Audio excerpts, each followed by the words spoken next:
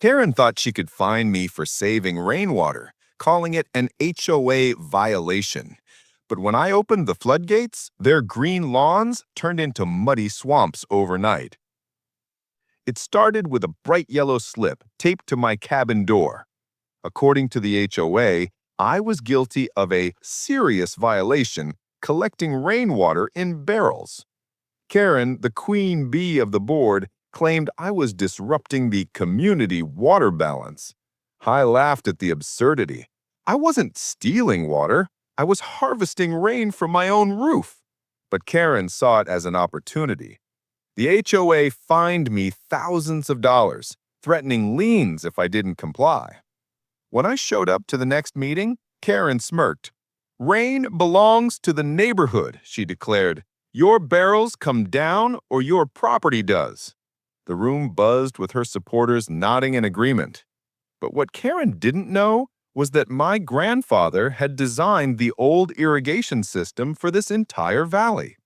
On my land sat the original floodgate system, a series of channels that controlled how water flowed downhill.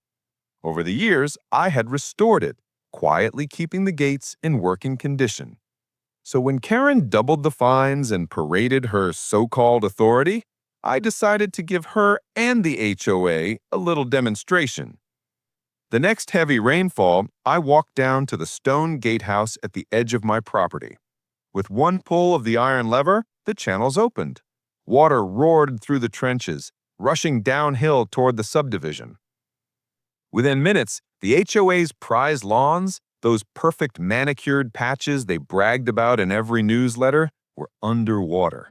Sprinkler systems sputtered, flower beds drowned, and freshly paved sidewalks cracked under the weight of the flood. Karen came storming to my property, mud splattered up her pastel suit, screaming about damages. But the county water commissioner, whom I'd called beforehand, was already there. He examined my documents and shrugged. "This man owns the gate system," the commissioner explained. "Rainwater on his property is his right to manage. If you didn't want water flowing through, maybe you shouldn't have built your homes below his channels."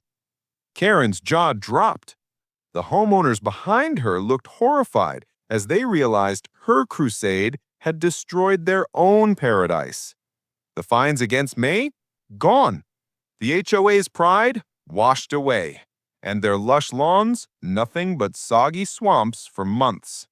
Turns out, trying to punish me for rainwater only made Karen drown in her own arrogance.